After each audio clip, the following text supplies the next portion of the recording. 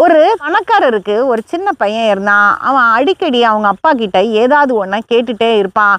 அவங்க அப்பா வாங்கி குடுப்பாரு சில நேரம். அப்புறம்னு சொல்லி தட்டி கழிச்சிருவாரு.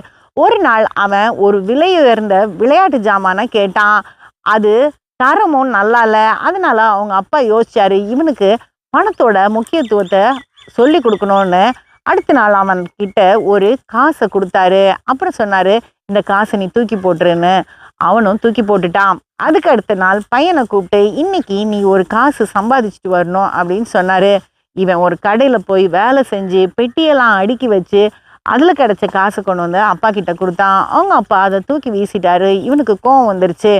ஏன் கோவம் வந்துருச்சுன்னு அப்பா கேட்கும்போது, அவன் சொன்னான், "இது என்னுடைய வேர்வை, என்னுடைய உழைப்பு" அப்படின்னு. அப்பா சொன்னாரு, "நீ செலவு பண்றியே ஒரு பணம், அதுவும் என்னுடைய வேர்வையும், என்னுடைய உழைப்பும் தான். உன்னுடைய தேவைக்காக நீ என்ன வேணாலும் அத செலவு பண்ணிக்கலாம். ஆனா தேவையில்லாம நீ செலவு பண்ணா அது நஷ்டம் தானே" அப்படின்னு. அப்பதான் அந்த சின்ன பையனுக்கு பணத்தோட அருமை புரிஞ்சுது. நம்மளும் நிறைய இருக்குன்றதுக்காக கண்டதையும் தேவையில்லாததையும் வாங்கிட்டு இருக்கக்கூடாது. நமக்கு தேவையானதுக்கு செலவு பண்ணிட்டு மீதியை நம்ம சேர்த்து வைக்கிறது நமக்கு நல்லது.